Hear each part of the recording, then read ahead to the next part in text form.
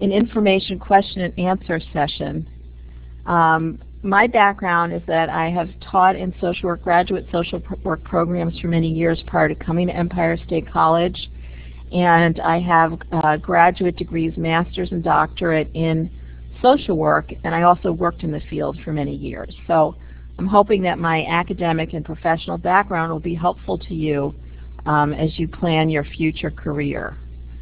So at this point, I think I will wait to get some questions, and we can kind of take it from there.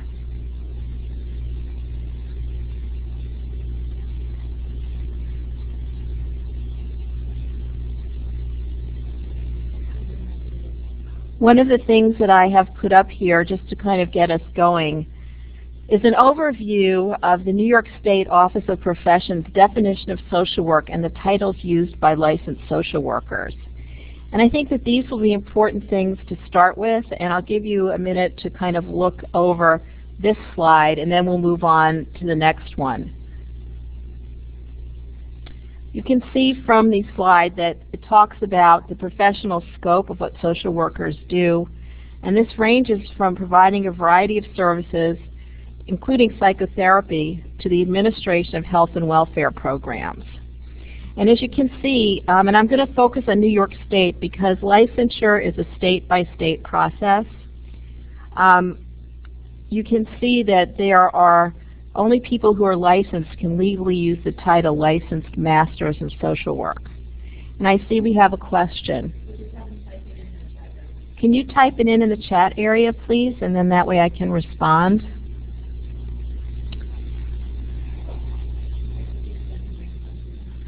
Okay, I'm going to keep going till the question is finished, typed. In any event, one of the things that's important to know when you see the need for licensure at the master's level is that when you go to a social work program, you have to make sure that it is an accredited program. And I'll talk more about that in a minute, about how you find out.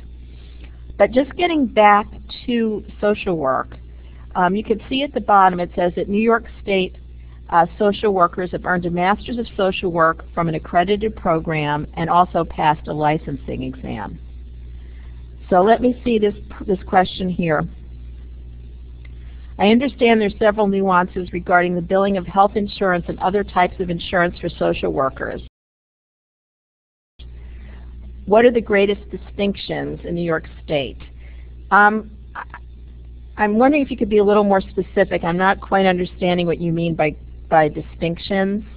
I can just tell you generally, and I'm not really here to answer questions about insurance reimbursement, but I can just tell you that in order to be able to bill insurance companies independently in New York State, you have to have the highest level of licensure, which involves obviously getting your master's degree and then going on to get your license, which I have slides up about this. And you have to get a what they call an R letter, and I'm not really at this point going to go into all the permutations of how you get it, but basically it's a credential that's beyond the licensure, which involves a certain number of hours of supervision and so forth. And I think it's a little bit beyond the scope of what we're talking about, but the fact is that you can get on insurance panels as a social worker, and you can do private practice.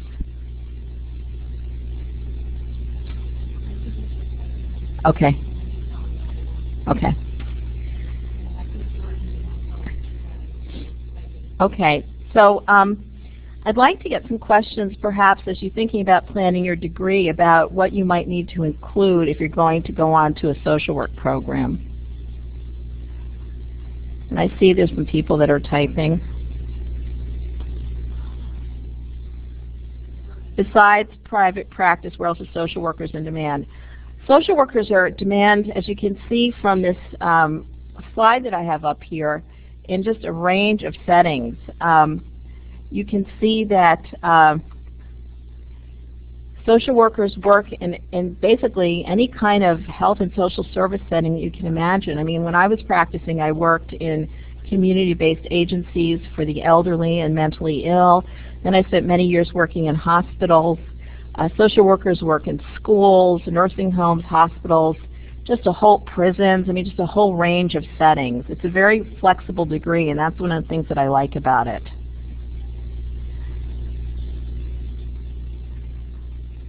So hopefully that answered your question. We're in demand in all kinds of settings. What is the starting salary? You know, again, I'm not really sure. You can contact, I have slides at the end of the National Association of Social Workers, and you can go on that site to get salary information. It does range by setting, and again, really my focus here is to talk more about graduate school and preparing for graduate school. But you can also go to the Bureau of Labor Statistics to get information on salaries. Yep, I'd like to know.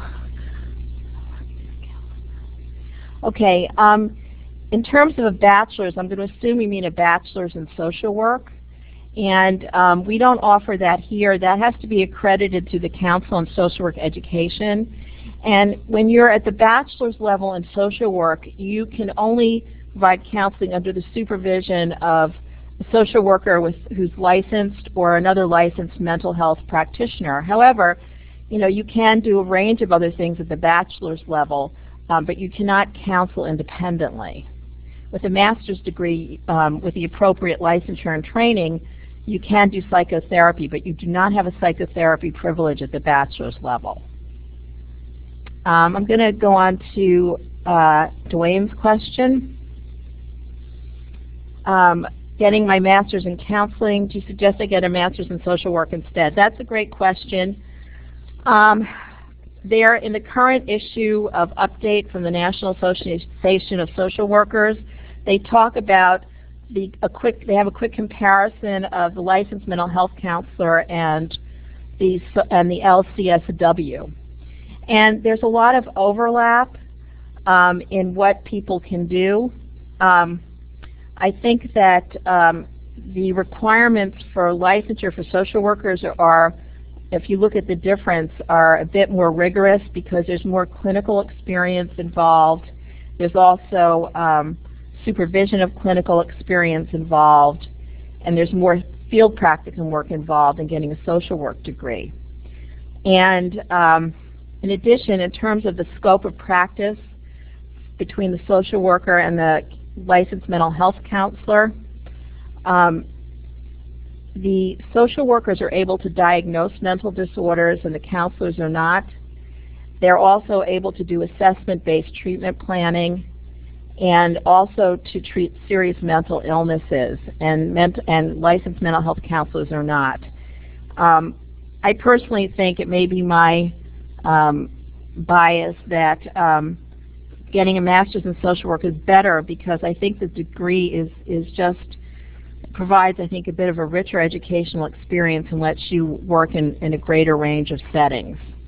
And when you look at programs, you can see it doesn't matter if you go to a, quote, clinical social work program or one that focuses on, let's say, more administration or community organizing. Because if you want to do counseling, you still have to meet the state requirements for supervision and licensing.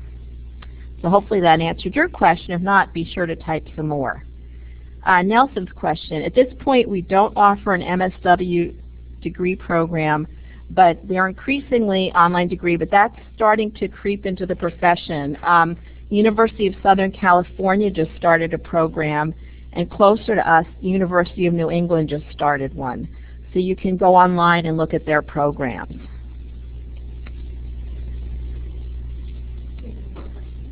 Oh, does Master's in Social Work require 500? When you say practice, can you clarify that for me? And again, I'm not an expert in the counseling degree, so I really cannot talk about that. I really cannot.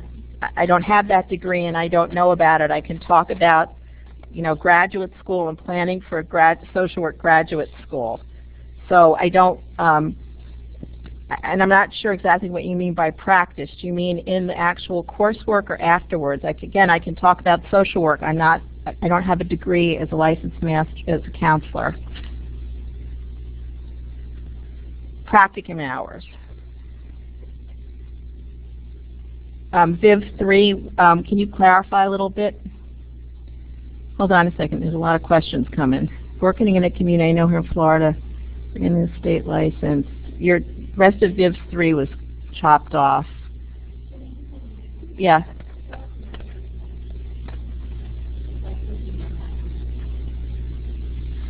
Okay, everyone, this is Teresa Van Vallis.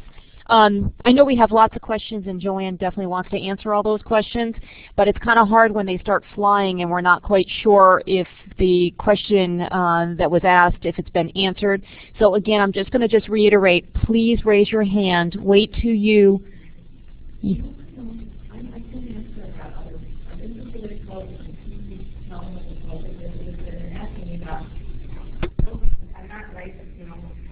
Okay.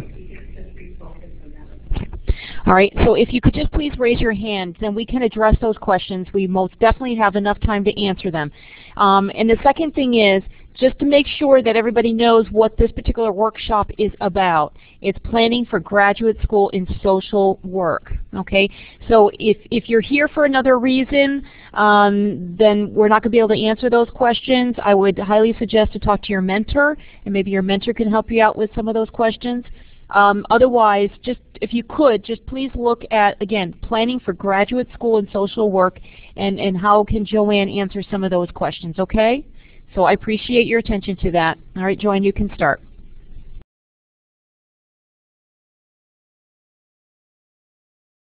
Yep. Okay, I'm back now, so thank you. In terms of the question here, there's only 2 universities that offer online programs. These are 2 that I know of. Again, I have slides that I will put up, and I think that that you can see here, Council on Social Work Education. This is an excellent site, and maybe we can push the link out on that one, because that has the list of all the accredited social work programs. And again, you only want to go to an accredited program, or you're not going to be able to get licensed. And what you need to do is to go to their web pages and see, you know, if they have online components or are online. There's very few completely online programs. These are 2 that I know of, and they're supposed to be very good. They're fairly new, so that would be what I would recommend.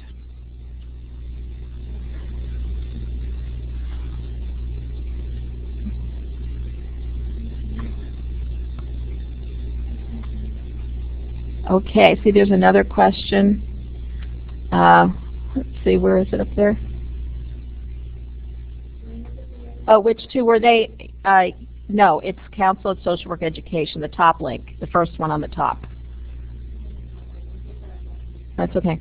In terms of Julie's question, which 2 programs? The 2 that I know of are University of Southern California, and they just started an online program, and then closer to home is University of New England, which is in Maine. And just so you know, though, that even though the programs are online, you still need to do field practicums in person. You can't do sort of virtual field placements. You still have to have the real practicum hours. Does ESC plan? I would love it. I don't have a crystal ball, but I would really love it. I haven't heard anything yet, but you know, you never know. And again, if you students, is that something you'd like? You know, please let it be known to the college administrators, because that always does help. I would love it. So, great question. Okay. Sure. Let me just talk a little bit about the link that you can see here. This is an important organization, Council on Social Work Education, and I put you right through to the links of all the accredited programs. I'll get to your question in a second, Clara. And you can do it by state or program level, bachelor's or master's, and this gives you access to all the programs that you can look at their websites and contact them. So Clara's question was, how many clinical field practicum hours does the social work program require? And basically, it depends which track that you're on. If you are going to be on a track that basically all of you would probably have to be in a traditional track because we don't have a bachelor's in social work. And so I believe that for the first year, the practicum hours, I think it's probably about 900 hours. And the way it works is that the classes are given in blocks, like on 2 days a week, so that you can do your practicum on the other days.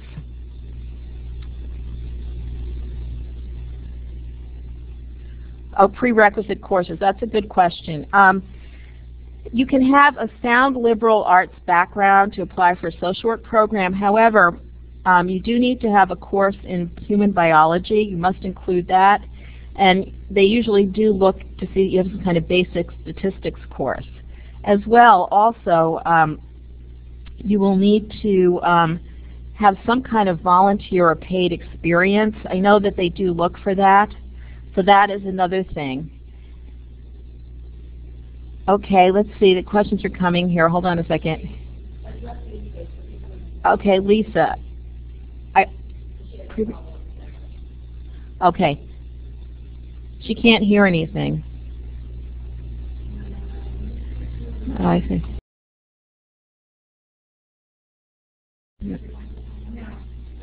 Can you hear me now? Yeah. Lisa, what should I do about her? If you can hear Lisa, can you check mark?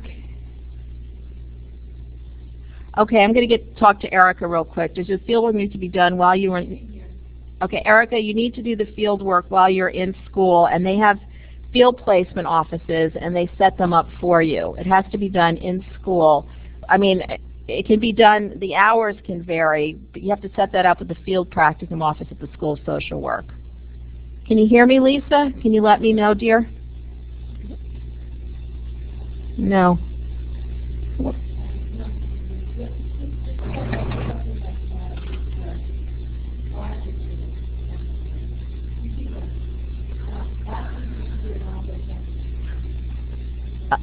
Lisa, can you see if you did an audio check? Oh. Okay, yeah, I can't. It's too much now. I got to focus on these questions. So can you go to School Online and do field work in the field? Yes. You have, yes, Erica, that is correct. And again, I encourage you to go to the sites. If you go, for example, to University of New England, to their Masters of Social Work, you can see more in detail what's required. But I know that they all do require that you do field work in the field, and the courses are going to be online. Oh, in terms of the GPA requirement, they usually require a minimum of 3.0. Higher is better, of course.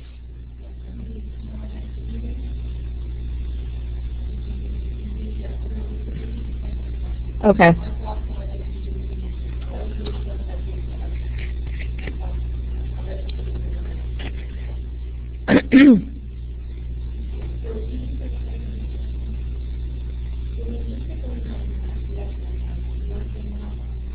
Okay. Hi everyone. Again, I know we've had some latecomers to the session. I'm just going to remind everybody, please raise your hand, and then you'll be prompted to type in your question. Okay, so please, otherwise it gets really hard to manage, and we want to make sure that all the questions do get answered today. Thank you. All right, Joanne, you can go back on again. Oh, Evie. Hi, Evie. Go to the Council on Social Work Education website, and they're Fordham Columbia accredited. Yes, go in New York. You have to go to their website because there's lots. New York State has a richness of social work programs, and there's many. So if you go to that site and go to the accredited programs list, you'll find them all. So why don't you try to do that, and you'll see. If you have a problem, let us know, but that's where you're going to find them. If you do not have a GPA, so it you to be eligible. That's going to vary school by school. In some of when I was on a couple of admissions committees, we would there were some students that we would accept provisionally if they did not have a 3.0, which meant that they had to take a couple of classes and do well, and then they could be formally admitted. So I wouldn't, if you don't have a 3.0, but you have a passion to do this and you have a lot of other experience I wouldn't let it deter you. I would send in my application anyway and see what happens.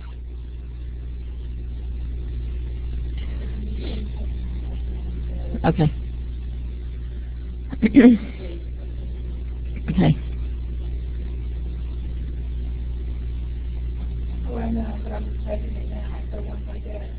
Sure. Any other questions about that?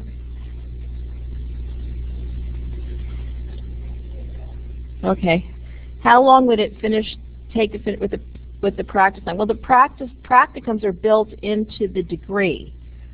So the way it works is that most schools have part-time programs, which would take basically 3 years. A full-time program would take you about 2 years. But the practicum, since it's a very important part of what goes on, is built into the structure of the curriculum there. Did that answer your question, Viv? Oh, good, Lisa. I'm glad you can hear. If you want to re-ask your questions, that would help me out.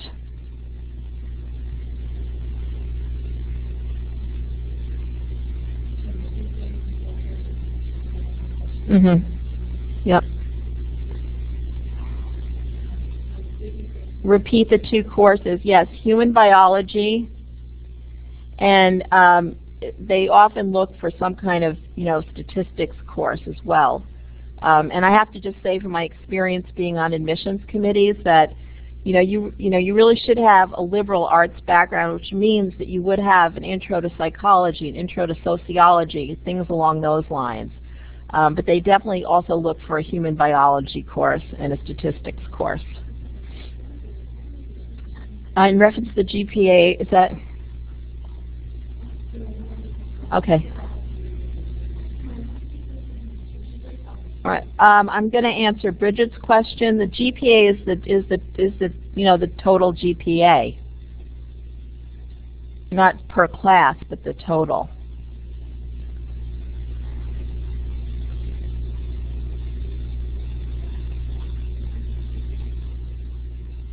And again, I want to also emphasize that when you submit your application, you also will have to write an essay. And the essay is really important. Don't think that isn't looked at very closely. And they're looking to see that you have, had some exposure to helping people, and also that you are the kind of person who is open to other cultures, other ways of life, that isn't going to be judging people, and that basically is there to learn, helping skills and techniques to help all kinds of clients, including the most vulnerable clients.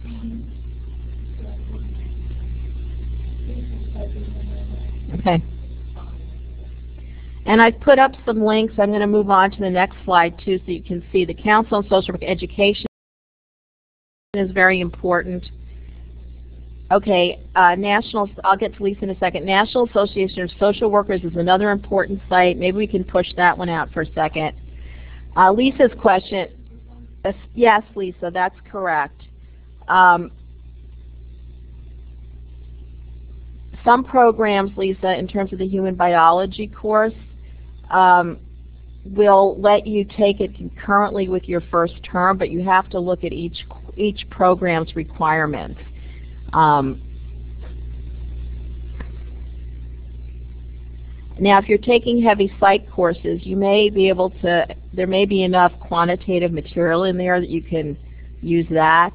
But I know human biology is something that is looked for.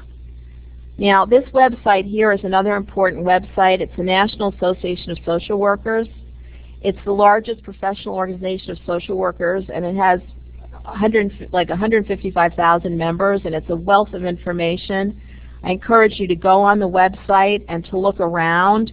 One of the links that I have further on in the slides talks about loan forgiveness for social workers, and that's something to look at. And you can see that this is an excellent site to get a better feel for the profession. In terms of Ann's question, I really can't answer that. I don't know what is meant by best. I just can, again, my background is in social work, And, you know, I found it to be a fabulous degree because I've been able to do everything from psychotherapy to program administration, and so that's kind of the best I can do about that question. I just think it's a really flexible degree. In terms of Gurman's question, again, I don't know about masters in psychology, but I do, the little bit that I do know is that you can't be licensed at that level. You have to have a doctorate in psychology. So it all depends what you want to do. Is the university top pick? You know, I can't recommend an online MSW program. I wish I could. They're all still fairly new. I just informally heard really good things about University of New England, and I have to tell you, the new program they're starting at University of Southern California looks super exciting, and I would go check out their webpage too. They're doing a lot of really cutting-edge stuff with technology there. Glenda's, at what point in our BA do we apply for a master's? You have to look for each program that you're interested in about when their admissions deadlines are. You know, it varies school by school. But if you're graduating, typically social work programs do not have 5 terms like we do here. This is very unusual. They typically admit students primarily in the fall. Some may admit in January, but it does depend on programs. But it's not going to be, you know, it's not rolling admissions throughout the year, and there's not 5 terms. It's going to be 1 or 2 times during the year they admit, typically just in September. But you have to look at each program, and that's why the Council on Social Work Education site is great, because it gives you links to all the programs. Yeah.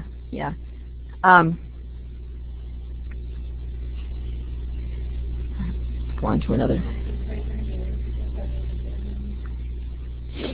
The other sites that I have up here are the Association of Social Work Boards. That's where that's the test that everybody has to take. And the results are then sent to each state to determine if you're going to get your license. The New York State Office of Professions regulates all professional licensing in New York State, and they have information on social work licensing, and each state will have its own board for social work licensing. And then the final link, I encourage you to look at that. Maybe we can pull that one up, is loan forgiveness for social workers. And that's another thing that you might want to explore as well. I think I have a question here. I have a background in early childhood. In terms of Lisa's question, I think that's an excellent background. And I don't know how much field experience you have, but you know, it sounds like the background that you have would be very useful and very relevant. Oh, let me know, Lisa, if you need me to clarify further.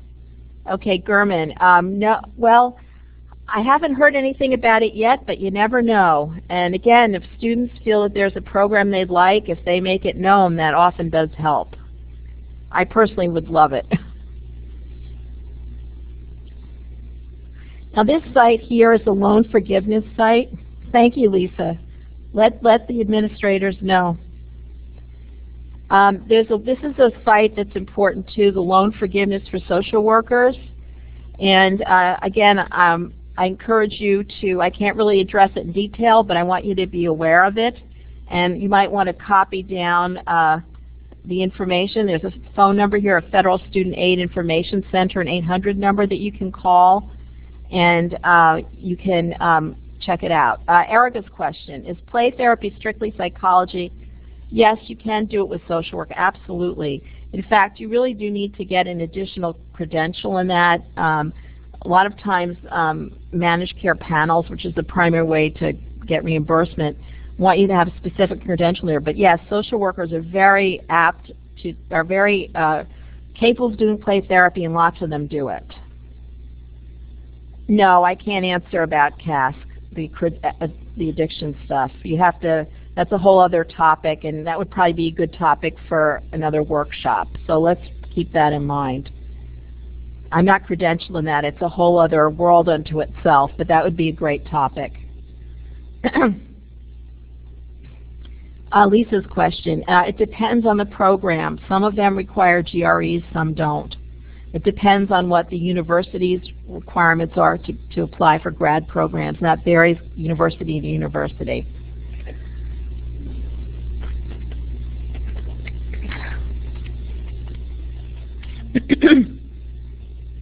So again, while we're waiting for more questions, just be sure to check out this NASW webpage and loan forgiveness program. And also, if you look on the left, you'll see that there's a lot of other resources: federal student debt resources, state student debt resources, other student loan resources, scholarships, and so on. So National Health Service course. There's lots of things to look at.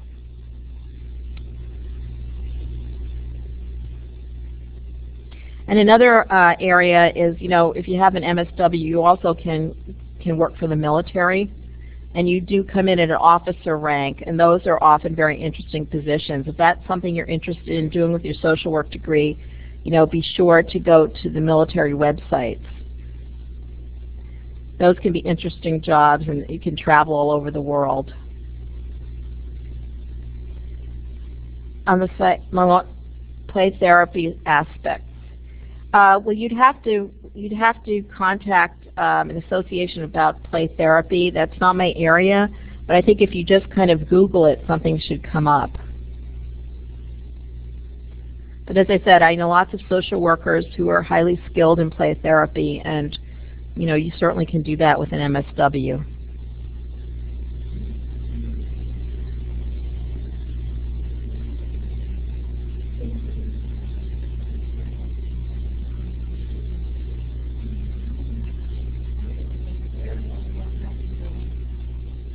On the master's level, I'm not sure what that means, Erica. Can you elaborate a little more on your question?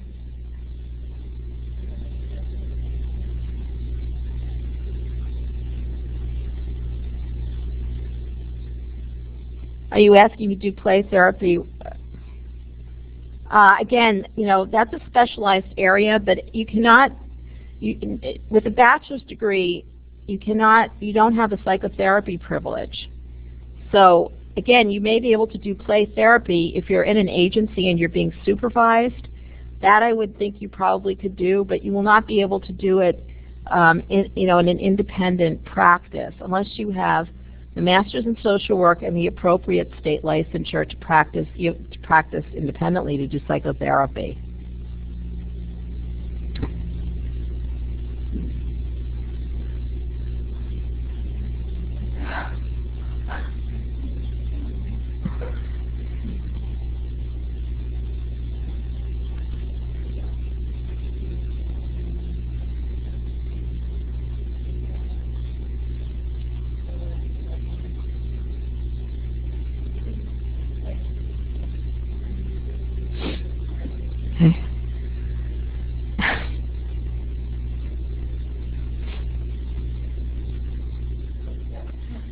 And graduates, Lisa, doesn't it require certifications? Yes, you need to go to the New York State Office of Professions to get the specifics on that. You have to have a master's in social work from an accredited program, and then you have to, let me go pull that back up. Hold on a second. Let's see which one it is. There you go. You have to go to that site because it goes into the specifics about what you need to do to get the R letter, which is the psychotherapy privilege. But as you can see from the bottom of the first slide, the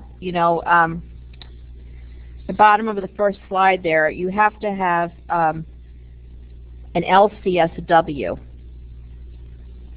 So this New York State Office of the Professions will tell you the details of what you need to do after you have your master's in social work.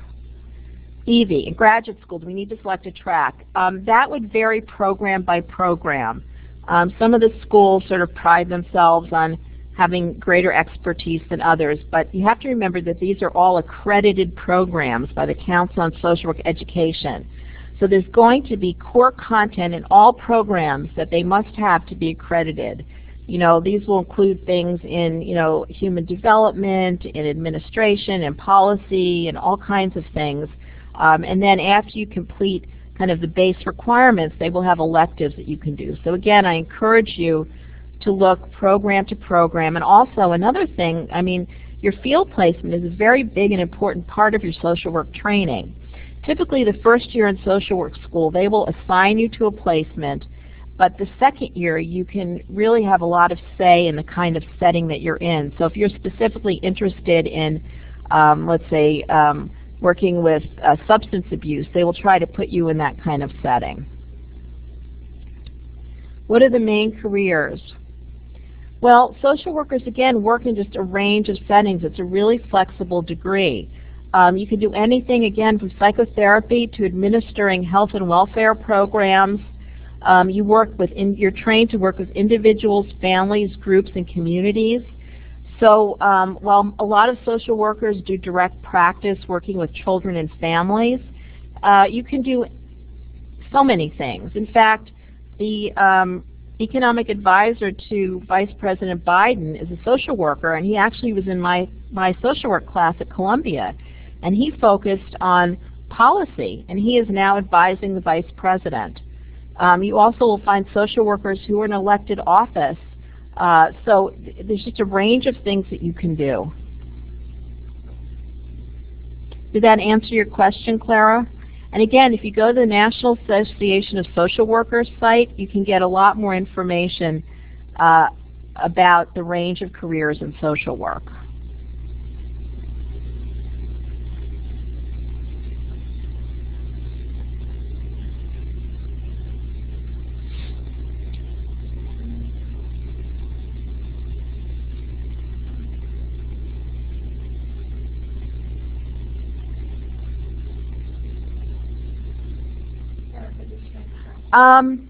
Yes, there are a lot of opportunities with a bachelor's degree. You know, lots of hospitals use people with bachelor's degrees and agencies. I think really what the difference is kind of the scope of your practice. You know, you can't practice independently and you have to be supervised, and you wouldn't be able to do the range of things that somebody with a master's did, but there's lots of opportunities. I wouldn't discount it at all. And again, what I would encourage you to do is to go back to the Council on Social Work Education site and filter by bachelor's degree, and go look at the websites for some of the bachelor's programs. There's lots of things that you can do with a bachelor's in social work. Type of MS. We don't offer any MSW programs here. We're not social policy is not a master's in social work. It's a different. It's a master's in social policy. It is not a social work degree. I'm glad you asked that.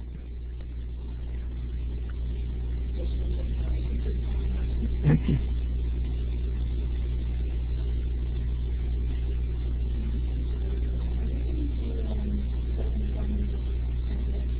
Not right now.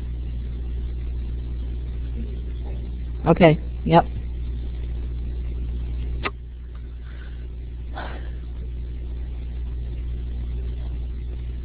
Okay, Evie, we're waiting for you.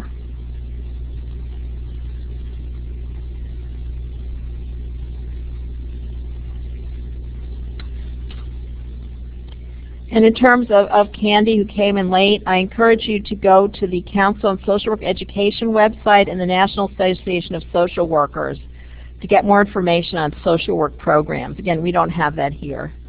Do you feel there's a strong stigma? That's a good question. I don't think so. I think that everything has changed in education. The thing you have to remember is that the online programs that you would only go to are going to be accredited. And if they're accredited programs, this means that the Council on Social Work Education feels that it's met their standards for quality social work education. If you go to a non-accredited program, that's where you're going to have a problem. Like some of these you see on, like, you know, you see some of these big online schools, usually for-profits, they become a social worker. Well, their programs are not accredited, so don't go there. Go to that Council on Social Work Education list. Only the things they have listed there are accredited. So I don't think that if it's an accredited program, it's an accredited program. It doesn't matter what the mode of delivery is. The content is what matters. It doesn't matter how it's delivered. You still have to do a field practicum, and you still earn an accredited program. So I don't think that there's a stigma at all. Finishing an online bachelor's. Again, if you go to, my philosophy is if it's an accredited school, it's an accredited school. Online distance education is about the the way that the information is delivered and shared. It's not about the quality of the content. And so if a program is accredited, that means that it's met the highest standards. If you're going to a non-accredited program, whether it's face-to-face or online, that's where you're going to have the problem. So let's see, Eve, should we try to do more of their applications? Can you clarify that question for me, please? When you say a statistics course, Lisa's question, it should be, they're flexible about that, but they want to see that you can, handle kind of basic statistics. It doesn't have to be anything, super high level or fancy. So I'm waiting for Evie, finishing an online, Evie with our application question. I don't know whether you clarified that. Okay.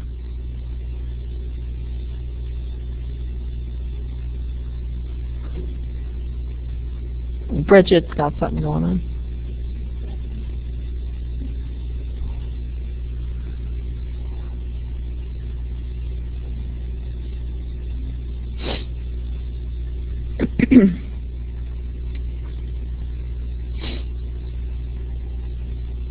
Okay. Okay, Evie, I agree with you that it should be Well, they can turn up their noses, but it really doesn't matter because they're accredited. And once it's accredited, that means that it has met the standards. So that may be their personal bias.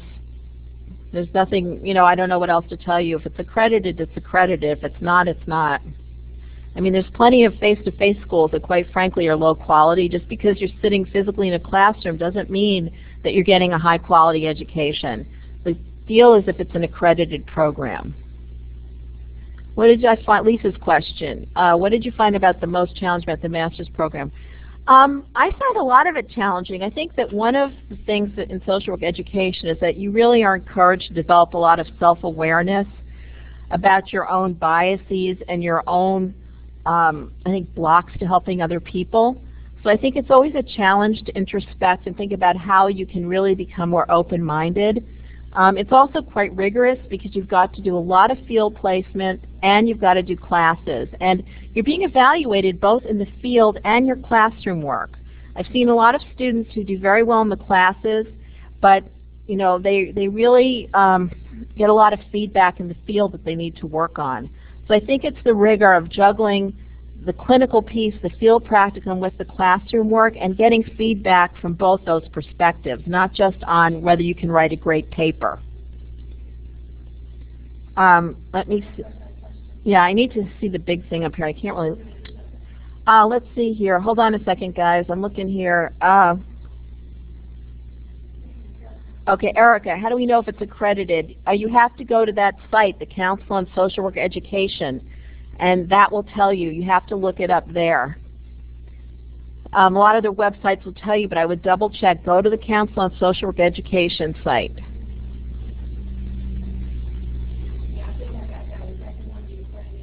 Yes. Bridget, to look for jobs. Well, I don't know where you can look for jobs specifically, but the National Association of Social Workers does have a job board, and you can look on there. That might be a good place to start. And we're going to put up that slide, give you the link again, because the Council of Social Work Education is the gold standard. If it's not accredited by them, do not go there. Do not touch it. Yes. And I have been through the accreditation on the faculty end, and it's extremely rigorous. And it requires accrediting the classes and also the way the field placements are handled.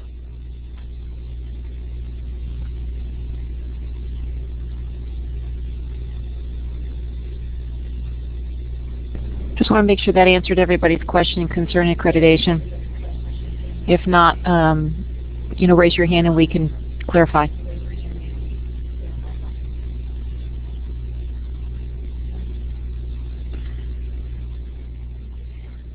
Well, it's built into the semester, So you have to get, it's not like Empire State where you can design it on your own, in your own mind. These are very structured programs.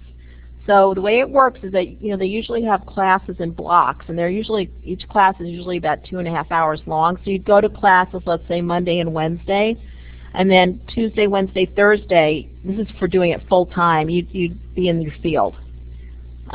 That's how it would work. The field hours are built into the curriculum, and again, they will find the field placement sites for you. If there's a site that you're at, sometimes people will want to do the placement where they work, and that's possible if you're doing something different than your job. You can't use your job for your field placement. And also, the field instructor will have to go through some kind of training usually at the institution that is, giving you your degree. So it's not like you can just, say, oh, I'm going to do this. It's not like that. It's very structured, and the schools really do control what goes on. So I know sometimes that's a hard change from being here, but that's just how it is, and you have to just accept it.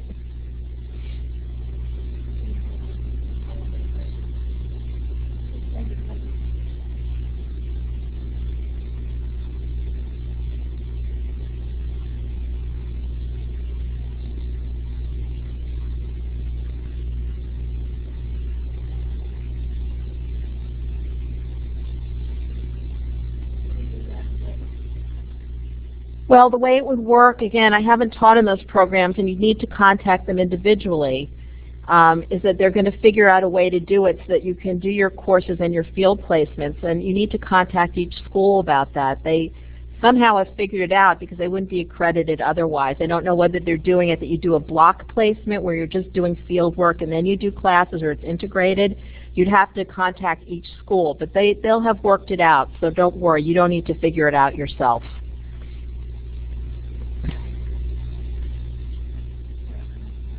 Can you tell me, can you be a little more specific, Erica? When you say people on those sites for helping it, can you just be a little more specific? I mean, these sites are out there, so of course they want you to contact them, but maybe if you're a little more specific, I can help you.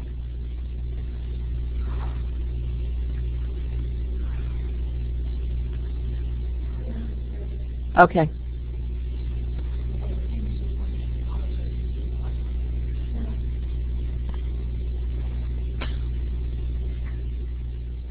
Since there's so many accredited programs in New York State, do you have any recommendations? Well, I'm a graduate of Columbia University, so of course I think they're great. But I also do know that the state schools have excellent social work programs. I mean, SUNY Albany has a top school. It's very hard to get into. Cost is always a factor. I did my degrees, a while back, and it took me a long time to pay off my student loans, though I have no regrets. I think, again, that all the programs in New York State I think are terrific. I've taught for Fordham. I'm a Columbia graduate. I've dealt with a lot of the programs, and I'm not just saying this. I think they're all really excellent, and I don't think you could go wrong with any of them. Let me see here. Hold on a second. Erica. Okay, Candy. Well, that's good, Candy. That sounds like that was a good experience. Confused on what is needed for certain. I'm not understanding exactly.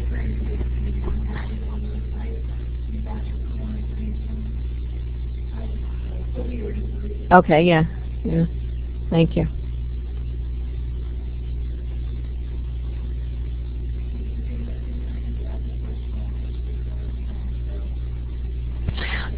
Yes, everybody, we've got about maybe 8 minutes left. Any further questions? Great. If not, the session has been recorded, so you'll be receiving the recorded link as well as the PowerPoint presentation that has all those links listed that Joanne was so kind to provide. So I'm just going to sign off for a minute. I see that Candy's typing, so we'll just wait for more questions. You're welcome, Candy. Okay.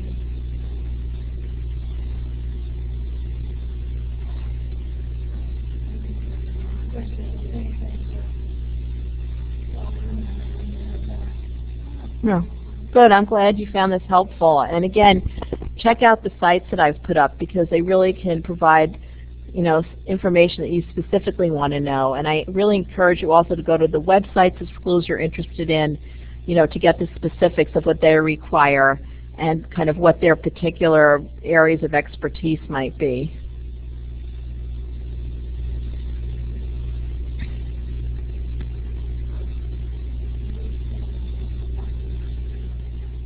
Okay, thank you so much. Oh, there's one more question. Do you know who to contact? Well, at this point, I haven't heard any plans that we're offering a social work program, but you can always contact the president's office and let them know that you would like us to start one, because oftentimes, if students express a need, the school will start to explore, developing such a program. So don't hesitate to do that.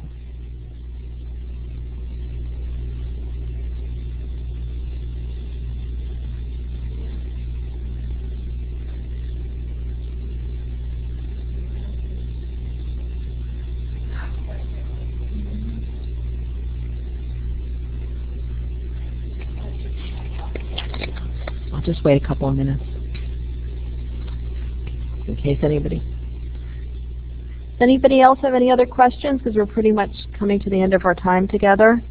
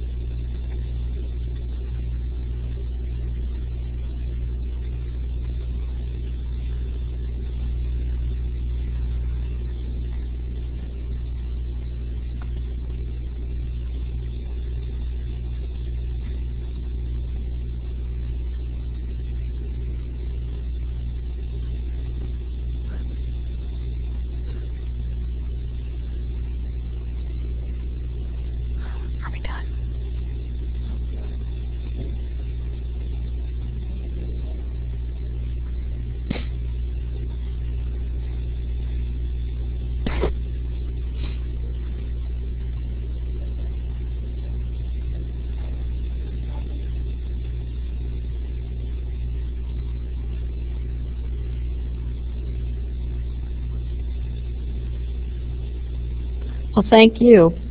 And we may be repeating this session in a couple of months, so at that point you may have had a chance to look around some more and have some other questions for us.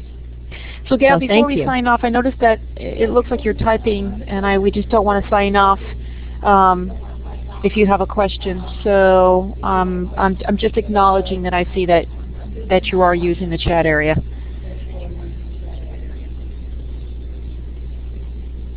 You're welcome, Paul. Yes. We'll make sure that you get that link. Okay, Gail. So Gail did type in some information for you, Joanne. Oh, good. I'm glad you found this helpful, Gail. Thank you, Gail.